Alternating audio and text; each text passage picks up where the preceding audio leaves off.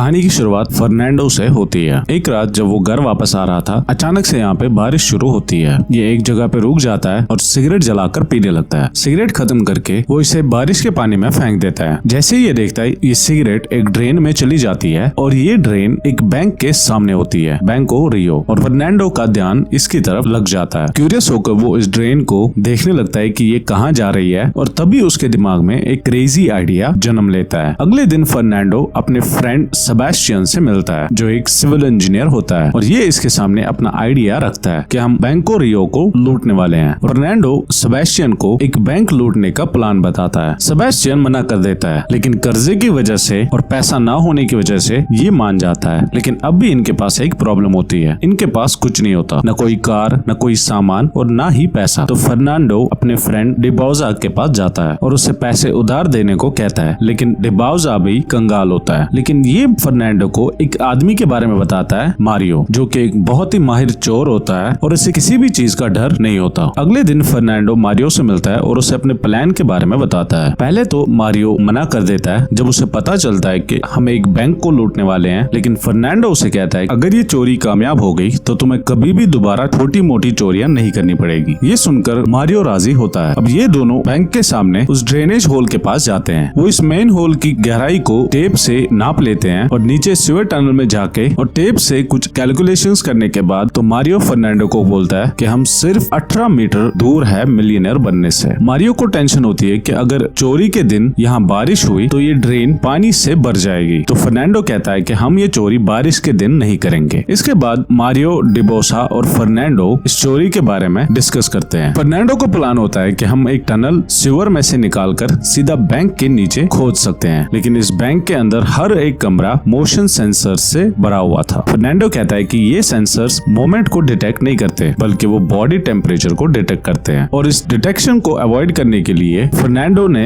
एक sleeping bag से suit बनाया है, जिससे हमारी बॉडी हीट उन सेंसर्स में नहीं दिखेगी। तो फर्नांडो का सिर्फ एक ही क्वेश्चन होता है कि बैंक के अंदर हम उस वॉल्ट को कैसे खोलेंगे। तो अगले दिन फर्नांडो और सेबेस्टियन इस बैंक के अंदर जाते हैं। सेबेस्टियन एक अकाउंट बनाने के बहाने से काउंटर पे जाता है, जबकि फर्नांडो बैंक के अंदर से फोटोज उठाने लगता है। लेकिन तभी पिक्चर्स लेते हुए एक सिक्योरिटी गार्ड इसे नोटिस करता है और सवाल जवाब के लिए उसे बेसमेंट में लेके जाता है। लेकिन असलियत में ये सारा फर्नांडो का प्लान होता है। वो इस बैंक के अंदर सेफ रूम के ज्यादा से ज्यादा करीब जाना चाहता था ताकि वो उसका जायजा ले सके। सिक्योरिटी गार्ड्स फर्नांडो की हर एक चीज की छानबीन करते हैं, लेकिन उन्हें कुछ भी नहीं मिलता। और तभी हम देखते हैं कि फर्नांडो ने इस कैमरा का मेमोरी कार्ड निकाल कर अपने हाथ में छुपाया है। और इसके बाद हम देखते हैं कि फर्नांडो और बाकी लोग अपने इस प्लान को दोबारा से बनाते हैं। बैंक के अंदर जाने से लेकर फोटोज तक उन्हें जो भी इंफॉर्मेशन मिलती है वो उस हिसाब से प्लान बनाते हैं। फर्नांडो कहता है कि हम उसी रूम में खुदाई करेंगे जिस रूम में सिक्योरिटी गार्ड्स ने मुझे पूछताछ के लिए बंद किया था, और अब इन्हें मेन होल से लेकर बैंक तक का पूरा डिस्टेंस नापना होगा। और ये करने के लिए वो एक बाइसिकल का इस्तेमाल करते हैं। वो बाइक के टायर पे निशान लगाते हैं और इस बैंक तक ये टायर जितने भी चक्कर लगाता है वो इन रोटेशंस को काउंट करते हैं, और इस हिसाब से ये मेन होल से लेकर बैंक तक का डिस्टेंस नाप लेते हैं। अगले दिन फर्नांडो अपनी जियोमेट्री नॉलेज को इस्तेमाल करके ये पता लगाता है कि उन्हें किस एंगल से टनल खोदनी चाहिए। यहाँ पे हमें पता चलता है कि जो पैसा वो चुराने वाले होते हैं वो बैंक ने पहले ही इंश्योर कर चुका था, मतलब ये चोरी किसी को भी नुकसान नहीं पहुंचाएगी। अब इसी शाम ये इस सीवर में जाते हैं और टनल खोदने शुरू करते हैं। और अगले दिन ये लोग अपने साथ एक और आदमी को रखते हैं इस टनल को खोदने के लिए। लेकिन अभी तक फर्नांडो और उसके बाकी साथियों को ये आइडिया नहीं होता है कि हम बैंक के अंदर 400 लॉकर्स को कैसे खोलेंगे। पहले तो वो ब्लो टॉर्च का इस्तेमाल करने का सोचते हैं, लेकिन हर एक लॉक को टॉर्च से जलाने में उन्हें 1.5 मिनट का टाइम लगता है, मतलब कि उन्हें 7 से 8 घंटे का समय इन सारे बक्सों को खोलने में लग सकता है। तो फर्नांडो इसी बैंक में एक लॉकर रेंट लेने का सजेस्ट करता है, और ये इस बैंक के अलग अलग ब्रांच में अपना लॉकर खरीदते हैं ताकि ये इस बैंक के लॉकिंग सिस्टम का जायजा ले सके। अब हम देखते हैं कि मारियो इस बैंक के दूसरे ब्रांच पे जाता है जहाँ पे वो एक लॉकर रेंट पे लेता है और बड़े ध्यान से इसका लॉकिंग मैकेनिज्म समझता है। इसके बाद अल्बर्टो और उसके साथी एक वैन चुराते हैं और घर के सामने उसका वेट करते हैं, और तभी यहाँ पे पुलिस आती है और पुलिस को देखकर ये घबरा जाते हैं। और तभी अल्बर्टो और उसकी वाइफ यहाँ आती है और पुलिस को बताती है कि मेरे दोस्त हैं और मेरा वेट कर रहे थे। और दूसरी तरफ वो उस टनल पे हर रात काम जारी रखते हैं। एक रात जब ये खोद रहे होते हैं तो इनकी ड्रिल टूट जाती है। इन्हें एक नई ड्रिल थ्रिल चाहिए होती है, लेकिन मारियो कहता है कि मैं तब तक एक भी पैसा खर्च नहीं करूंगा जब तक तुम ये न बताओ कि तुम बैंक के अंदर से उन लॉकर्स को कैसे खोलोगे। और इसी शाम को फर्नांडो छत पे अपनी गर्लफ्रेंड के साथ बैठा होता है। वो तारों की तरफ देखते हैं और बातें कर रहे होते हैं। तभी इसके दिमाग में एक आइडिया आता है। वो जल्दी से रात के टाइम पे फर्नांडो मारियो के घर चला जाता है और मारियो से कहता है कि मैंने उस प्रॉब्लम का सोल्यूशन ढूंढ लिया है। ये समझाता है कि ये बैंक डिफरेंट सेफ्टी प्रोटोकॉल्स को फॉलो करता है। जब ये खुला होता है तब कुछ अलग प्रोटोकॉल्स होते हैं और जब ये बंद होता है तब कुछ अलग प्रोटोकॉल्स होते हैं। और फ्रंट एंट्रेंस से जाने के लिए वहाँ पे अलग तरह के सिक्योरिटी मेजर्स रखे गए हैं और अगर टनल से जाएं तो वहाँ से अलग सिक्योरिटी मेजर्स। लेकिन अगर हम एक ही टाइम पे दोनों तरफ से अंदर जाने की कोशिश करें तो उस चीज को रोकने का कोई भी सिक्योरिटी मेजर नहीं है। फर्नांडो समझाता है जब बैंक खुलेगा तो हम फ्रंट से अंदर जाएंगे और जब बैंक ओपन होता है तो सेफ्टी वॉल्स भी खुले होते हैं और उस टाइम पे वहाँ कोई भी अलार्म्स या मोशन सेंसर्स नहीं होते। और यहाँ तक कि पुलिस भी यही सोचेगी कि ये बस छोटे मोटे चोर हैं जो कि थोड़े से पैसे चुरा कर निकल जाएंगे। फर्नांडो का प्लान होता है कि वो सबको ये यकीन दिलाए कि चोर फ्रंट दरवाजे से भागे हैं, तो किसी के जहन में भी ये अंदाजा नहीं होगा कि वो एक टनल से भागे हैं। और ये सुनकर मारियो बहुत खुश होता है, उसे ये आइडिया बहुत पसंद आता है और फाइनली अब चोरी का दिन आता है। ये सब लोग अपने फिंगर टिप्स पे ग्लू लगाते हैं ताकि उनका कोई निशान न रहे और सेबेस्टियन टनल में जाकर अपना काम शुरू करता है, जबकि दूसरे लोग बैंक के अंदर जाते हैं और अपना मास्क पहन लेते हैं। मारियो और डिबोजा पहले फ्लोर पे जाते हैं और गन निकालकर सबको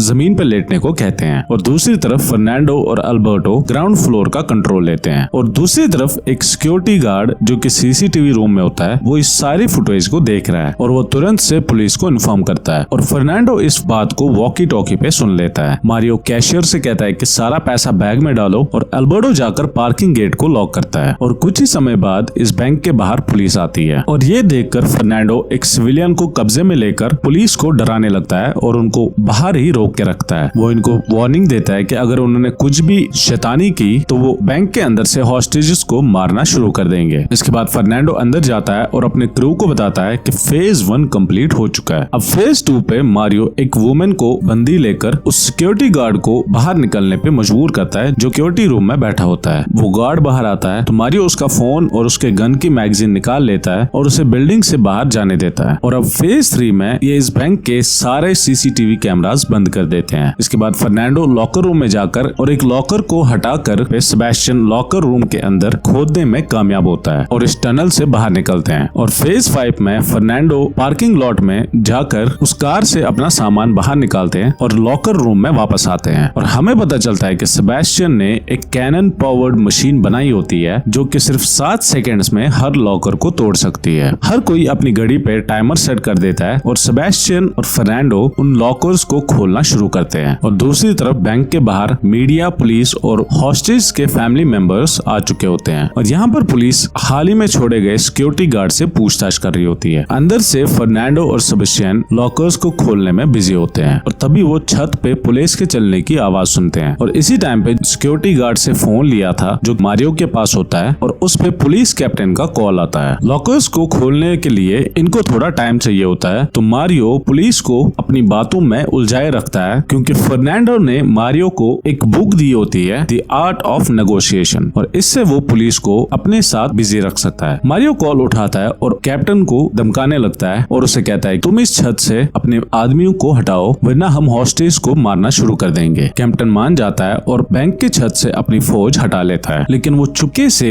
यही दूसरे बिल्डिंग में स्नाइपर्स को डिप्लॉय करता है। तो कैप्टन मारियो से कहता है कि आपकी डिमांड्स क्या है। तो मारियो कहता है कि मैं पहले डिस्ट्रिक्ट अटॉर्नी से बात करना चाहता हूँ। तो कैप्टन कहता है कि ठीक है और उसे 1 घंटे की मोहलत मांगता है। दूसरी तरफ हम देखते हैं फर्नांडो और सेबेस्टियन बहुत सारे लॉकर्स को खोल चुके हैं जिनमें पैसा, सोना और सोने के जेवर होते हैं और बाहर से पुलिस इस बैंक के अंदर की सिचुएशन को डिस्कस कर रहे हैं और इनके पास सिर्फ 2 रास्ते होते हैं इस बैंक के अंदर जाने के, एक मेन गेट और पार्किंग लॉट। और पुलिस को बिल्कुल भी आइडिया नहीं होता है कि हॉस्टेज को कहाँ पे रखा गया है। इनका बस इतना क्लू होता है कि ये बस एक नॉर्मल बैंक रॉबरी है। अब कैप्टन मारियो से दोबारा से बात करने की कोशिश करता है और उसे सरेंडर करने को कहता है और वो उसे वकील देने के लिए भी राजी होता है। तो मारियो कहता है कि मैं अपने क्रू से डिस्कस करके दोबारा बात करूंगा। और दूसरी तरफ फर्नांडो और सेबेस्टियन दोनों ने बहुत सारे लॉकर्स को खोल दिया होता है और पुलिस हाथ पे हाथ रखे हुए बाहर वेट कर रही होती है और तभी इस बैंक के अंदर एक फोन बजने लगता है। ये एक बूढ़ी औरत का होता है और आज इसका का बर्थडे होता है। ये जानने के बाद मारियो उसे हैप्पी बर्थडे कहता है और डिबूजा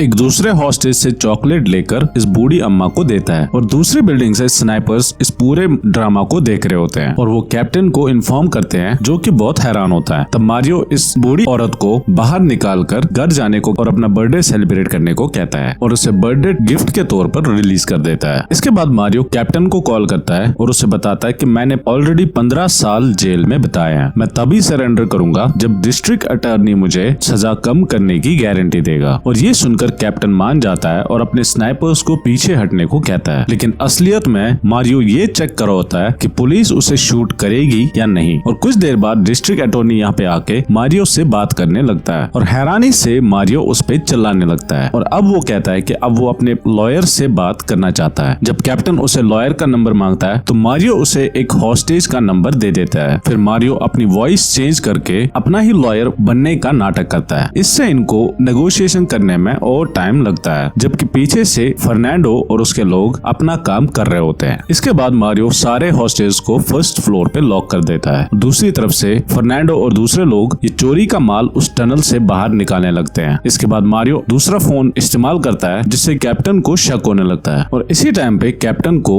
इस बैंक के बाहर वो मेन होल दिखाई देता है और उसे शक होता है कि शायद ये चोर इस मेन होल से भाग सकते हैं। और दूसरी तरफ जब वो सारा माल लूट कर उस टनल से बाहर निकाल के बोट में डालते हैं तो फर्नांडो अपने सारे हथियार लॉकर रूम में छोड़कर निकल जाते हैं। ये बस एक ध्यान भटकाने का आइडिया होता है और यहाँ पे पता चलता है कि सारे गन नकली थे। फर्नांडो को किसी भी इंसान को हर्ट करने का कोई भी इंटेंशन नहीं था। इसके बाद मारियो हॉस्टेज को पीछे छोड़कर फर्नांडो के पास जाता है। जैसे ही मारियो निकलता है, हॉस्टेज अपना फोन उठाकर अपने रिश्तेदारों को कॉल करते हैं, जो कि बाहर खड़े होते हैं और इनको पता चलता है कि चोर ऑलरेडी इस बैंक से भाग चुके हैं। और ये सुनकर कैप्टन एक टीम को टनल में भेजता है और दूसरी टीम मेन गेट से बैंक के अंदर जाती है। फर्नांडो और मारियो अपने सारे सबूत टनल से मिटाकर बाकी लोगों के साथ बोट में चढ़कर, और इस समय पे हमें पता चलता है कि पुलिस को उस टनल के रास्ते का पता चल जाएगा और इसीलिए इन्होंने सीवर टनल के सामने एक डैम बनाया होता है ताकि वो यहाँ पे पानी को जमा कर सके और इस टनल के ऑपोजिट साइड से तेजी से बाहर निकल सके। दूसरी तरफ कैप्टन